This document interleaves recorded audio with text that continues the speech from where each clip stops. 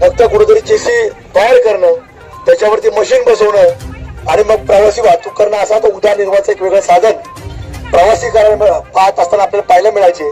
आणि हे जर मी जे सांगतोय ते पाहायचं असेल तर ते आजही राजस्थान सारख्या राज्यामध्ये आजही आपल्याला तशा प्रकारची वाहतूक ही आपल्याला पाहायला मिळते.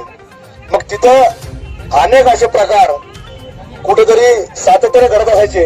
रात्री अपरात्री एखाद्या महिलेला कुठेतरी वेगवेगळ्या प्रकारे छेडखानी व्हायची, वेगवेगळ्या प्रकारे तिच्या आबरूवरती हात टाकण्याचं काम व्हायचं. तर हे प्रकार आपण बाहेर राज्यामध्ये ऐकत असताना आज कुठेतरी की आपल्या महाराष्ट्रामध्ये देखील असा एक वेगळा खेळ आपण पूर्वी फक्त गेल्या काही वर्षांपूर्वी आपण सगळेजण लग जिहाद ऐकायचो. मग लँड जिहादचा उदय झाला, वोट जिहादचा उदय झाला. आपण जर आज बसलो तर उद्याच्या पुढच्या पिढ्या सुरक्षित राहणार आहेत. आणि तुम्ही जोपर्यंत आहेत, तुम्ही जरी सगळे गेले तरी आमच्या मागण्या उचपर्यंत मी एकटा सुद्धा इथून हलणार नाही, तुम्हाला मी आता सांगतो.